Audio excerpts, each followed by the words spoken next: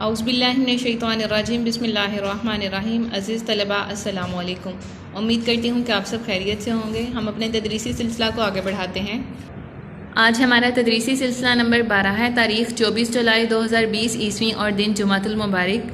कल हमने की थी गुल सनोबर की कहानी निस्फ़ पढ़ाई इसकी की थी। आज हम इसकी मुकम्मल पढ़ाई करेंगे। इसके साथ अल्फाज मायनी आप याद करेंगे और किताब पर सवाल नंबर 4, 9 और 10 हल करेंगे।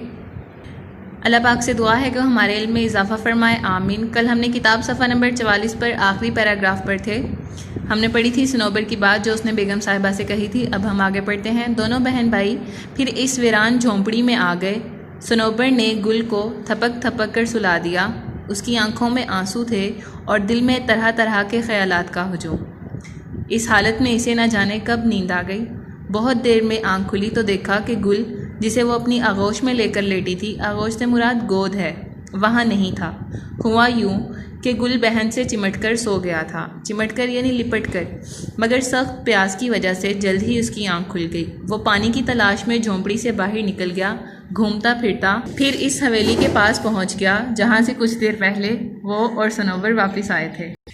बेगम के नौकरों ने इसे देखा तो अंदर ले गए, यानी वो पहले भी वहाँ पर आए हुए थे, इसलिए उसके नौकर उसको पहचानते ही अंदर ले गए। बेगम के दिल में सनोबर की बातें तीर की तरह लगी थी। तीर की तरह लगना मुहावरतन इस्तेमाल होता है, यानी सख्त नागवार गुजरना। उसने गुल को देखा तो इंतकाम की आग भड़क उठी। इंतकाम यानी बदले की आग उसमें भड़क उठी। दिल में सोचा कि उस मगरूर लड़की के भाई को ज़िंदगी भर गुलाम ना रखा तो मेरा नाम ज़हीरा नहीं। अब यहाँ पे बेगम ने अपना नाम खुद बताया। बेगम साहिबा, जिसको हम पहले बेगम साहिबा ही पढ़ रहे थे, यहाँ पर उसका नाम ज़हीरा है। गर्ज इस जज्बे के तहत, जज्बा कौन सा था? इंतकाम का जज्बा। वो औरत मासूम गुल से गुलामों जैसा सलूक करने लगी और इस खौफ से कि कहीं सनोबर अपने भाई को तलाश करती हुई उसके घर ना पहुंच जाए, वो इस हवेली को छोड़कर एक और गांव में रहने लगी और गुल को अपने हमराह ले गई। हमराह का मतलब है साथ, यानी उसे ये खौफ था कि सनोबर अपने भाई को ढूंढती हुई उसके घर तक ना पहुंच जाए। इस वजह से उसने वो गाँव ही छोड़ दिया और किसी और गाँव में रहने लगी। गुल सुबह से शाम तक इन मुश्किल कामों में मशगूल रहता जो ज़हीरा उसके सुपुर्द करती। मशगूल से मुराद है मसरूफ़, सुपुर्द यानी हवाले करना। वो काम भी करता और दिन भर ज़हीरा की बुरी भली बातें भी सुनता। ऐसे मौक़ों पर इसे सनोबर की वो बात याद आती कि ज़हीरा इन दोनों को ग़ुलाम बनाकर रखना चाहती है। कौन सी बात? जब पहले वो ज़हीरा के पास आए थे रोटी लेने के लिए, उससे कुछ खुराक हासिल करने के लिए, तो ज़हीरा ने उनसे कहा था कि तुम यहाँ पर रह सकते हो, मेरे घर का कामकाज किया करो। तब सनोबर ने कहा था कि ये हम दोनों को ग़ुलाम बनाकर रखना चाहती है, लेकिन हम खुददार और गैरतमंद कौम हैं, हम ग़ुलाम नहीं बनना चाहते। गुल को ज़हीरा के यहाँ रहते हुए कई बरस गुजर गए। वो काम तो करता रहता, लेकिन दिल ही दिल में आज़ाद होने के अज़्म को भी पुख्ता करता रहा। अज़्म से मुराद इरादा है। सनोबर के बारे में इसे यकीन हो गया था कि अब वो ज़िंदा नहीं है, यानी क्योंकि पूरे बस्तियों में ताउन की बीमारी फैली हुई थी, ताउन की वबा फैली हुई थी। तो गुल को ये ख्याल था कि सनोबर जो कि उसकी बहन थी वो अब ज़िंदा नहीं रही होगी, क्योंकि ताउन की वजह से वो भी मर गई होगी। इंसान का दिल भी अजीब चीज़ है। यकायक ज़हीरा का ये हाल हो गया। यकायक से मुराद है अचानक, कि इसे सनोबर की याद रह रह कर सताने लगी, यानी उसे सनोबर की याद बहुत ज़्यादा आने लगी। अब इसका दिल ये सोचकर भर आता कि इसने एक मासूम भाई को इसकी प्यारी बहन से जुदा किया, सिर्फ इंतकाम की आग ठंडी करने के लिए। वो अपने गुनाह का कफ़ारा अदा करने के लिए बेताब थी। गुनाह का कफ़ारा यानी गुनाह की तलाफ़ी करने के लिए वो बेताब थी, यानी बेचैन थी। आखिर एक दिन एक तदबीर उसके जहन में आई, एक ख्याल उसके जहन में आया। उसने गुल को अपने पास बुलाकर प्यार से गले लगाया और कहा, आज से तुम आज़ाद हो, जहाँ चाहो जा सकते हो। गुल इतने दिन ज़हीरा के यहाँ रहते रहते वहाँ की हर चीज़ से मानूस हो गया था। मानूस से मुराद है वाकिफ़, यानी हर चीज़ से वो वाकिफ़ हो गया था, हर चीज़ के बारे में उसको पहचान थी। आज़ादी की ज़बरदस्त ख्वाहिश के बावजूद बेसाख्ता इसकी आंखों से आंसू जारी हो गए। बेसाख्ता यानी गैर इरादतन उसकी आंखों से आंसू जारी हो गए। फिर ज़रा ठहर कर इसने कहा, बेगम साहिबा, अगर आप मुझे आज़ाद ना करती तो मैंने अज़्म कर रखा था।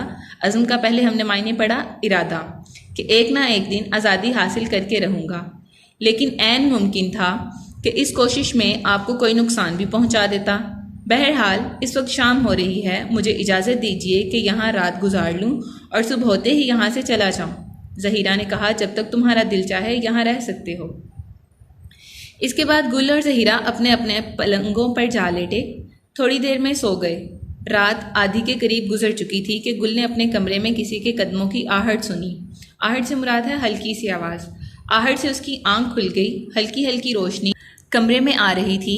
इसमें गुल ने देखा कि कोई शख्स हाथ में खंजर लिए सामने खड़ा है। ये मंजर देखकर वो खौफजदा हो गया, लेकिन ज़रा गौर से देखा तो सनोबर हाथ में खंजर लिए सामने खड़ी थी। इसने सनोबर को पहचाना तो दौड़कर इसकी टांगों से चिमट गया। सनोबर ने खंजर एक तरफ फेंका और गुल को सीने से लगा लिया और देर तक इसे प्यार करती रही। फिर यकायक उसने घबरा कर गुल को अलहदा करते हुए कहा, गुल, आज तुम्हारी गुलामी की आखिरी रात है। मैं ये खंजर लेकर इसलिए यहाँ आई हूँ कि ज़हीरा से उसके जुल्म का इंतकाम लूँ और तुम्हें गुलामी की कैद से रिहाई दिलाऊँ। ये कहकर इसने खंजर हाथ में उठा लिया। गुल ने सनोबर की यह बात सुनी तो इसे अपनी और ज़हीरा की गुफ्तगू की सारी तफसील सुना दी। सनोबर ये सुनकर बहुत खुश हुई कि ज़हीरा ने गुल को आज़ाद कर दिया है। इसे इस बात की खुशी थी कि इससे ज़हीरा के कत्ल करने का जो गुनाह सरजद होने वाला था, अल्लाह ताला ने इससे महफूज रखा है। जिस कमरे में गुल और सनोबर बातें कर रहे थे, इसके बराबर वाला कमरा ज़हीरा का था। गुल और सनोबर की आवाज़ से उसकी आंख खुल गई। वो गुल के कमरे में आई और आते ही इसकी नज़र सनोबर के खंजर पर पड़ी। वो ज़ोर से चीखी। सनोबर ने चीख की आवाज़ सुनी तो खंजर ज़मीन पर फेंक दिया और कहा, बेगम साहिबा, आप परेशान ना हो, मैं आपको कत्ल करने आई थी, लेकिन गुल ने मुझे सब कुछ बता दिया है। हमारी और आपकी दुश्मनी ख़त्म हुई। बस हमें ये इजाज़त दीजिए कि रात आपके घर में बसर कर लें। इसके बाद तीनों अपनी अपनी जगह पर जाकर सो रहे। फजर की अजान हो रही थी कि सनोबर की आंख खुली। इसने महसूस किया कि घर के सहन में बहुत से आदमी जमा हैं। यूं मालूम होता था जैसे वो एक दूसरे से घबरा कर बातें कर रहे हों। साथ साथ किसी के रोने की आवाज़ भी आ रही थी। सनोबर सहन में पहुंची तो पता चला कि ज़हीरा के बड़े लड़के नसीर को सांप ने काट लिया है। जहर के असर से इसकी हालत बराबर ख़राब होती जा रही थी। ज़हीरा अपने बच्चे का सर गोद में लिए बैठी थी। इसकी आंखों से आंसू जारी थे और दुआ कर रही थी कि या अल्लाह, मेरे बच्चे को मौत से बचा ले। सनोबर ने यह सब कुछ देखा तो भागकर घर से बाहर निकल गई। इसे मालूम था कि इस इलाके में एक पौधा ऐसा है जिसका अर्क मारगजीदा के मुंह में टपकाया जाए। मारगजीदा जिसे सांप ने काट लिया हो तो जहर का असर ज़ायल हो जाता है। थोड़ी सी तलाश के बाद वो पौधा मिल गया। वो तेज़ी से इसकी पत्तियां तोड़कर लाई और इसका अर्क निचोड़कर नसीर के मुंह में टिपका दिया। अर्क के कतरे नसीर के मुंह में पड़े तो इसने फ़ौरन आंखें खोल दी और माँ की तरफ देखकर कहा, अम्मा। ज़हीरा ने अपने लाल के मुंह को चूमा और फिर उठकर सनोबर को अपने सीने से लगा लिया। यहाँ पर लाल रंग वाला लाल लिखा हुआ है, जबकि बेटे वाला लाल लाम आइन लाम है। मेरी किताब पर यह है, अगर आपकी किताब पर भी इसी तरह लिखा हुआ है तो उसकी दुरुस्ती कर लें। आखिर में ब्रैकेट में लिखा हुआ अल्लामा राशिदुल खैरी, ये इस कहानी के मुसन्निफ़ हैं। जिन्होंने ये कहानी तहरीर की है उसका नाम है अल्लामा राशिदुल खैरी। उम्मीद है कि आपको इस कहानी की समझ आ गई होगी और आपने इससे ये भी सबक हासिल किया होगा कि हमें किसी का ग़ुलाम बनकर नहीं रहना चाहिए, बल्कि खुददारी और इज़्ज़त नफ्स को मलहूज़े खातिर रखना चाहिए। और जब किसी से भलाई का मौका हो तो पीछे नहीं हटना चाहिए, बल्कि उससे बराबर भलाई करनी चाहिए, खा वो आपका दुश्मन ही क्यों ना हो। आपने इस सबक के अल्फाज मायने अच्छी तरह याद करने हैं। सवाल नंबर 4, 9 और 10 खुद हल करने हैं किताब पर ही, जो कि सबक के मतन के मुताबिक हैं। उम्मीद करती हूँ कि आप अपना काम मुकम्मल करेंगे और सबक को अच्छी तरह याद करेंगे। अल्लाह हाफ़िज़।